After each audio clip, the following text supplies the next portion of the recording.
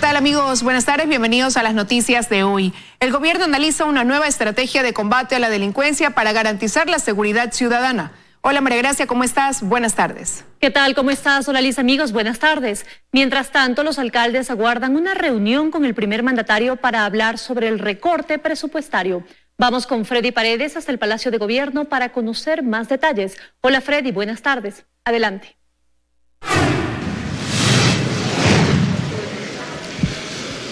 Hola, ¿qué tal María Gracia, Liz, amigos televidentes? Muy buenas tardes. En efecto, desde las 12 del mediodía aproximadamente, el presidente de la República mantiene una reunión con el nuevo ministro de Gobierno, el comandante general de la Policía y la comandante general del Distrito 8 de Guayaquil. Ellos le presentan al presidente de la República una nueva estrategia de seguridad ciudadana frente a el embate de la delincuencia en las últimas semanas. Se trata de una estrategia que comprende además la llegada de 500 efectivos a la ciudad de Guayaquil para apoyar a las actividades contra la delincuencia, así como actividades de prevención del delito. De esto habló brevemente el presidente de la República al recibir al ministro y al alto mando de la policía. Una nueva estrategia para poder aplicarla en el cuidado de la seguridad de los ciudadanos, en la preservación de sus bienes y en la preservación fundamentalmente de su integridad física y de su vida.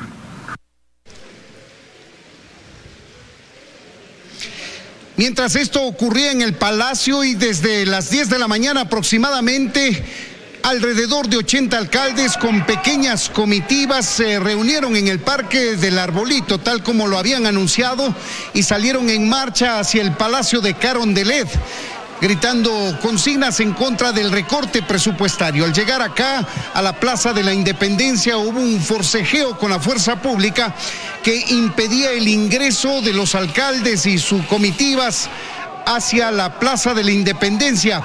Esto se zanjó permitiendo el ingreso momentáneo al Salón de la Ciudad, al frente del Palacio de Carondelet, para que aguarden allí los alcaldes.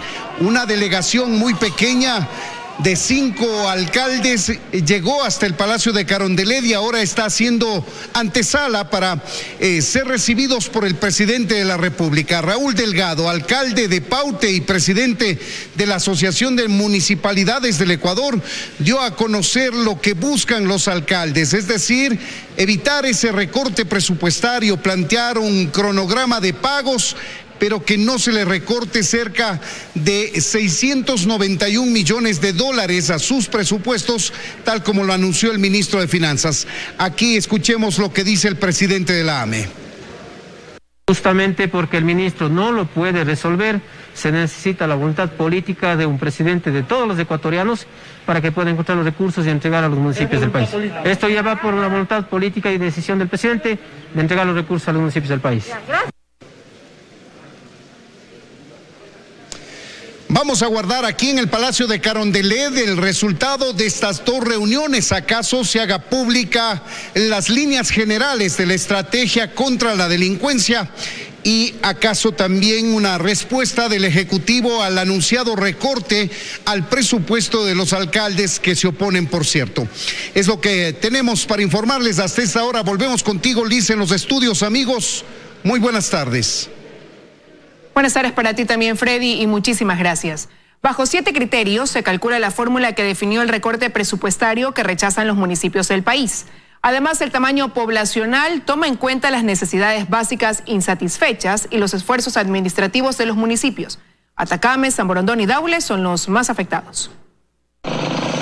La fórmula no es nueva. De hecho, el modelo de equidad territorial está vigente desde octubre del 2010, pero la reducción de ingresos ha ocasionado que este cálculo deje a municipios como el de Atacames con el 65% menos de su presupuesto y al de San Borondón con el 70% menos, mientras que para otros la reducción ha sido solo del 10%. Esta falta de equidad en el modelo de equidad territorial hace que las autoridades locales rechacen los parámetros de la fórmula. Pero ¿cómo se calcula esta? Primero hay que saber que por ley a los GATS se debe transferir el 21% de ingresos permanentes del presupuesto general del Estado y el 10% de los no permanentes. De este monto, el 65% va a los municipios y el resto a las provincias y juntas parroquiales. En el caso de los municipios hay dos componentes. El componente A, que no cambia y se fijó en 1.464 millones de dólares, y el componente B, que se refiere al excedente asignado de acuerdo a la fórmula de reparto. Es aquí donde se genera el problema. Es por ello la diferencia en recorte de los GATS. O sea, un GAT tiene el recorte del 20%, otro GAT tiene del 50%, otro GAT tiene del 60%, porque está en virtud de este componente B de 7 indicadores de cumplimiento. El tamaño de la población dándose mayor preponderancia a la población rural, dice lo establecido. Se toma en cuenta también la densidad de la población, es decir, la razón entre el número de habitantes y la superficie del territorio. Como tercer criterio están las necesidades básicas insatisfechas establecidas por el INEC. También se toma en cuenta los logros en el mejoramiento de los niveles de vida, la capacidad fiscal, es decir, la generación de ingresos propios de cada municipio. El sexto criterio es el esfuerzo administrativo y el séptimo es el cumplimiento del Plan Nacional de Desarrollo y el Plan de Desarrollo de cada GAT. Queremos saber cómo fue aplicada esta fórmula, porque al día de hoy, cuando preguntamos en finanzas le lanza la pelota a la Secretaría de Competencias, la Competencias dice que ellos hacen la fórmula, pero finanzas es la que la analiza. Desde el gobierno central aseguran que solo están cumpliendo con la ley, pues la fórmula no es nueva. Y desde los municipios dicen que en 2018 y en 2020 ellos ya propusieron revisarla, pues temían lo que está ocurriendo hoy, que tras la caída de ingresos, la fórmula del modelo de equidad territorial no responda a una verdadera equidad. Dayana Monroy, 24 horas. La alcaldesa de Guayaquil y el gobernador del Guayas creen que la lucha contra la inseguridad necesita respaldo en las leyes y de los operadores de justicia. Coinciden en que se necesita el compromiso de fiscales y jueces en la judicialización y sanción de delitos. Patrullaje en las calles, sí, pero también firmeza en las investigaciones fiscales y en los tribunales. Es lo que se necesita, asegura la alcaldesa de Guayaquil, Cintia Viteri, en el marco de una efectiva lucha contra la delincuencia. Viteri recuerda que el bloque social cristiano propuso varias reformas al Código Orgánico Integral Penal para endurecer las sanciones. La mayoría fueron acogidas, pero dice que aún hay varios temas que han quedado pendientes. Hay procesos judiciales que demoran en la investigación mucho más de un año.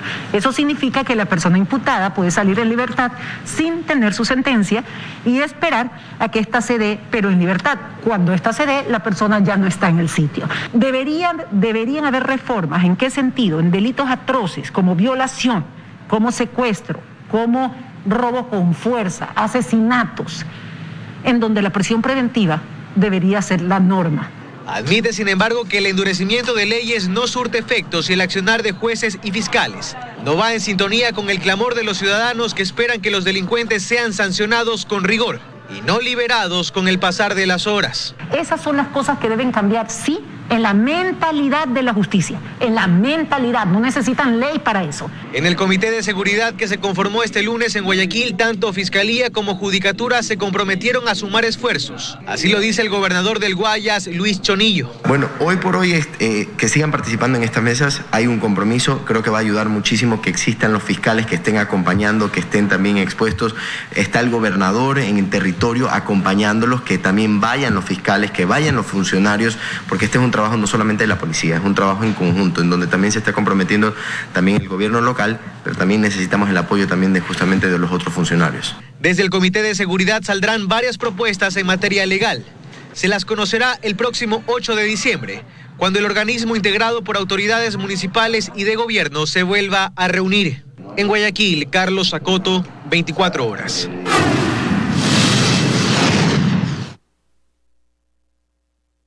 Un nuevo caso de corrupción al día recibe la Fiscalía relacionado con la emergencia sanitaria. Son 196 causas que desde marzo se investigan. Hay una evidente sobrecarga procesal en la fuerza de tarea que creó la Fiscalía. En Ecuador hay una ola de corrupción que no para. Cada día al menos un expediente por un nuevo delito de la administración pública ingresa a los despachos de la Fiscalía. Solo en octubre 40 nuevos procesos por corrupción se iniciaron. Septiembre había cerrado con 156 causas penales sobre irregularidades cometidas desde el inicio de la pandemia en marzo de este año. Pero para noviembre ya eran 196 los casos. La corrupción en nuestro país lamentablemente está llegando a una situación intolerable. Lo que deriva en una sobrecarga procesal para quienes integran la fuerza de tarea que creó la Fiscalía. Tratamos en la medida de lo posible con el personal con el que contamos a nivel nacional de continuar con las investigaciones, dar celeridad a nuestros casos. Del total de causas, solo 13 se encuentran en etapa de instrucción fiscal. Las demás continúan en investigación previa, la fase en la que para probar el cometimiento de un delito se deben reunir evidencias. Es un estudio muy complicado, muy difícil. Cómo eluden el dinero que después lo pasan a otras cuentas para que cuando le caiga la cuenta que ha cometido la infracción ya no hay dinero. Ya lo han transferido a otras cuentas, la han sacado fuera del país. Hacemos lo mejor que podemos en el tiempo que podemos. Ya van más de 1000 diligencias realizadas. La Fiscalía ha estado trabajando, dice la coordinadora de transparencia de la Fuerza de Tarea, Ivonne Proaño, aunque hay una percepción contraria en los ciudadanos. Las causas incrementan, el personal no. Hemos hecho todo lo humanamente posible con los recursos que nuestra institución nos permite. Nosotros necesitamos contar con más personal en todos los campos. Deben tener un mayor presupuesto, hay que inclusive capacitarnos a nivel internacional en detectar estas formas de corrupción. Es que mientras los miembros de la Fuerza de Tarea avanzan en los casos, más contratos con irregularidades aparecen y nuevas investigaciones se van sumando. Hasta octubre, por ejemplo, la Contraloría General del Estado había aprobado 29 informes con indicios de responsabilidad penal por compras realizadas durante la pandemia. Guayas es la provincia en que más delitos de la administración pública se han encontrado, con 19 de los 29 expedientes aprobados. Luisa María Heredia, 24 horas. El Tribunal Penal declaró inocente a la ex coordinadora del IES, María Solarrea, y su esposo, Marcelo Espín, dentro del proceso por el delito de lavado de activos. Su cuñado, Carlos Espín, recibió una condena de 6 años de prisión. Fiscalía apelará a esta decisión.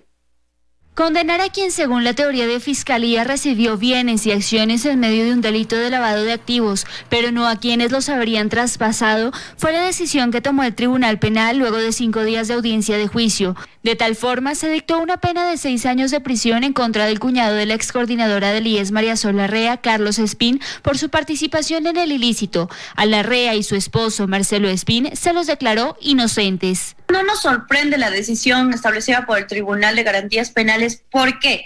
Porque ya existió un juzgamiento en el caso de María Solarrea por un enriquecimiento ilícito y en el caso de Marcelo Espín por un enriquecimiento privado no justificado. Y se encuentra establecido en la Constitución del Ecuador la prohibición de un doble juzgamiento. A decir del fiscal Mario Andrés Muñoz, entre 2008 y 2015, cuando María Solarrea ocupó cargos directivos en el Instituto Ecuatoriano de Seguridad Social, se habrían constituido y utilizado empresas en el sector de la salud, en las que los procesados tenían acciones. Dichas compañías celebraron contratos por un valor aproximado de 91,1 millones de dólares, incrementando notablemente su patrimonio. Según Fiscalía, Larrea realizó donaciones, venta y cesión de derechos por la suma de 600,000 y 700,000 dólares. El 5 de agosto de 2015, su esposo pagó en efectivo 440,000 dólares por la compra de un apartamento en Miami, Estados Unidos, que posteriormente fue transferido a una compañía constituida junto a su cónyuge. Como parte de la sentencia, se dispuso la disolución y extinción de 4 de las 7 personas jurídicas procesadas como responsables del delito: Diali Life, Guderian, Dialvida y Nipse Servicios. Era discordante y no cuadraban los números. Ni sus hijos ni su cuñado recibieron un solo centavo por parte de María Solarrea. A más de este proceso en el que se la declaró inocente, Larrea al momento tiene 4 sentencias ejecutoriadas, el archivo de una causa por dictamen abstentivo del fiscal y cumple una sentencia de 8 años de prisión por peculado. En Quito, Daniela Valencia, 24 horas. Estamos de regreso con más información. El Comité por la Institucionalización Democrática tomará medidas para que defina el alcance del trabajo de la Comisión de Enmiendas de la Asamblea Nacional, tras su decisión de eliminar la propuesta de bicameralidad. La comisión aún trabaja en el informe para segundo debate de estas reformas parciales. Quiero analizar. Pablo Dávila anunció que el Comité por la Institucionalización Democrática irá a la Corte Constitucional para que de una vez por todas el órgano máximo de interpretación constitucional defina cuál es el alcance del trabajo que puede hacer no solamente la comisión. Dávila se refiere a la moción que presentó Yanine Cruz y que fue aprobada por la Comisión de Enmiendas sobre eliminar la propuesta de bicameralidad de las reformas a la Constitución planteadas por este comité. La decisión que ha tomado la comisión desde nuestro punto de vista, insisto, no es constitucional. Resuelven imponer su voluntad sobre la voluntad de más de 350,000 ciudadanos que respaldamos una propuesta. En la Comisión de Enmiendas no hubo los votos para reconsiderar la decisión, pues Cruz sostiene que dar paso a la bicameralidad no daría representatividad a las provincias pequeñas. Nosotros no podemos hacerle juego al centralismo y tampoco podemos hacerle juego a quienes lamentablemente parece que desconocen la dura realidad de provincias como la que yo represento. Más allá de que pueda ser beneficioso o no el tema de la bicameralidad, existe un vicio del procedimiento en cuanto a que la comisión, desde mi punto de vista, tomó atribuciones que no las tiene. Esa decisión la debió tomar el Pleno. El informe para segundo debate aún no está listo. Según Cabeza, se está elaborando y todavía pueden existir ajustes. Y este informe no tiene carácter vinculante. Por lo tanto, cualquiera que sea su texto, este texto puede ser modificado y cambiado por el Pleno de la Asamblea Nacional. ¿Pero qué nivel de responsabilidad es ese con el país? Yo no lo hago porque mañana la Asamblea puede cambiar. Claro. Esas cosas no se hacen. Según la Constitución, el segundo debate se debe dar al menos 90 días después del primero, y eso ocurrió el 16 de septiembre. Para su aprobación se requieren de 70 votos. En Quito, Andrea Samaniego, 24 horas. Entre el Tribunal Contencioso Electoral y el Consejo Nacional Electoral se lanzan la responsabilidad de las decisiones políticas, como la participación de dos binomios. Según expertos y analistas, esto demuestra, por un lado, correcciones y por otro, que no se mide con el mismo rasero. El Consejo Nacional Electoral deberá en 3 días resolver el trámite que le envió de regreso el Tribunal Contencioso Electoral respecto a la impugnación contra el binomio de UNES. Y el Tribunal Contencioso Electoral tiene todavía pendiente decidir sobre el recurso presentado por Justicia Social, porque el CNE no había acatado una sentencia de este organismo. Así es como pasan estas dos instituciones del poder electoral.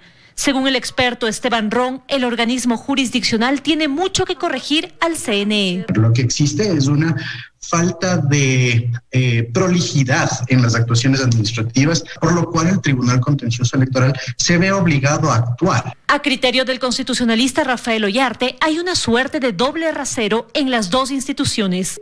Aplicación laxa de normas para permitir la candidatura correísta.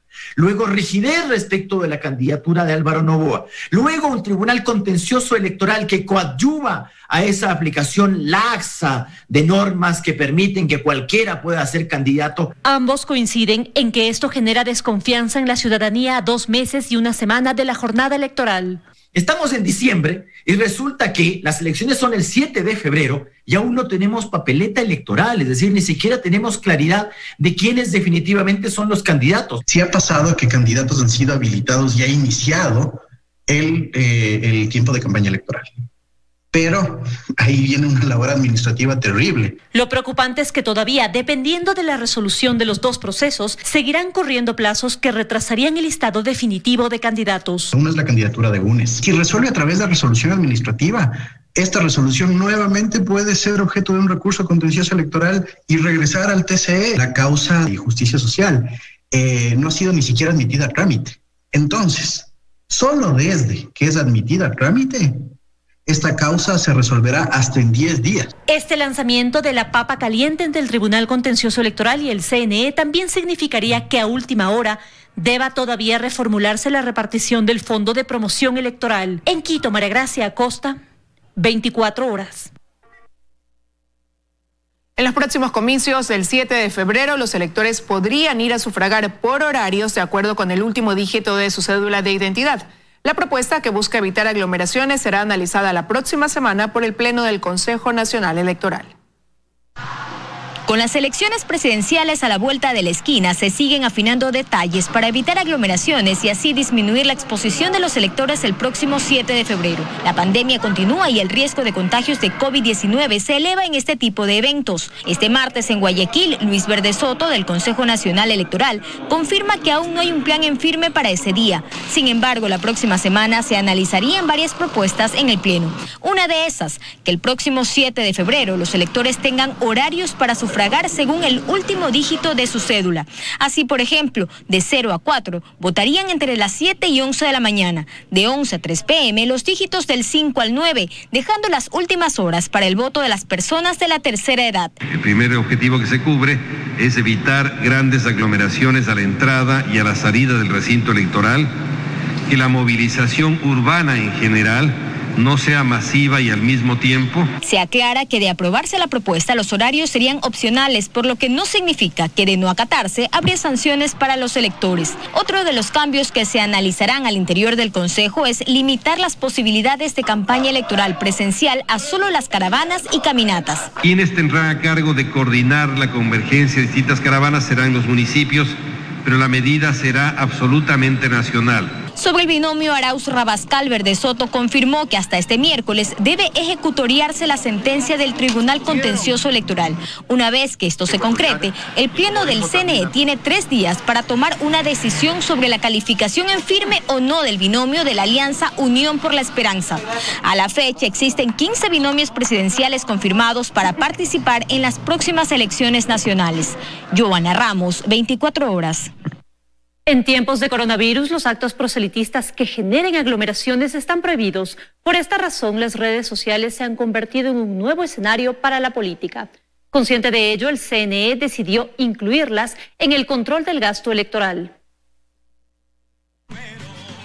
Es la nueva normalidad de la política, pues el COVID también alteró la forma de hacer campaña en el país. Atrás quedaron las tarimas y las concentraciones en los barrios. Los candidatos han tenido que aprovechar las redes sociales como un nuevo escenario. No es una opción no estar, es una obligación estar ahí. Si bien la campaña oficialmente empieza el 31 de diciembre en Facebook, Twitter e Instagram, ya hay movimiento. Basta un recorrido rápido por las cuentas de algunos aspirantes a la presidencia de la República para verlo. Las redes sociales tienen su público, tienen su audiencia, tienen su segmento y en consecuencia hay que hablarle a esos públicos. Conectadas a redes habitualmente están 2 generaciones, los centennials y los millennials, es decir, la población joven, y además corresponde al 57% del padrón electoral. Es una población que podría poner un presidente y que su medio de consumo es a través de las redes sociales. Y es en Facebook donde mayormente están. Que tiene 12 millones de usuarios y llega más, con $5, $10, puedes llegar a un segmento. De ahí que desde el 4 de agosto pasado esta red social estableció incluso requisitos en varios países, incluido Ecuador, para poner en circulación anuncios electorales y políticos. La herramienta que este libre acceso permite conocer el gasto que ya han realizado. Rubro que además, por disposición del reglamento para el control y fiscalización del gasto electoral que aprobó el Consejo Nacional Electoral el fin de semana pasado, en Ecuador será controlado. Consta en el artículo 47 que dice lo siguiente: en el caso de anuncios contratados en línea con proveedores o prestadores de los servicios de redes sociales y páginas web con domicilio nacional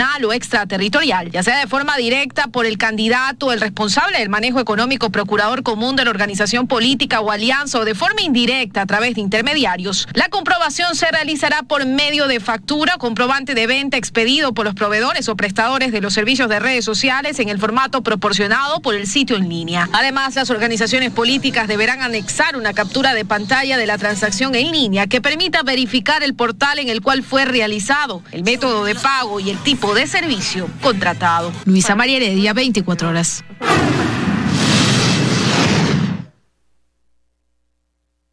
La policía incautó más de 1 tonelada de droga en el puerto de Guayaquil. Este cargamento ilícito tenía como destino Estados Unidos.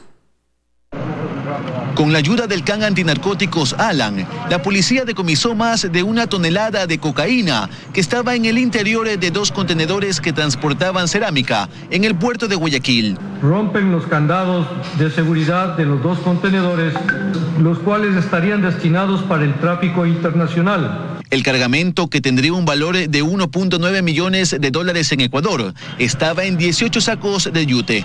Encontrando al interior de los bultos 1.035 paquetes de una sustancia blanquecina los cuales fueron sometidos a las pruebas de campo, dando positivo para 1 tonelada 31 kilos de cocaína. El cargamento tenía como destino Guatemala y finalmente Estados Unidos, donde tendría un valor de $46 millones.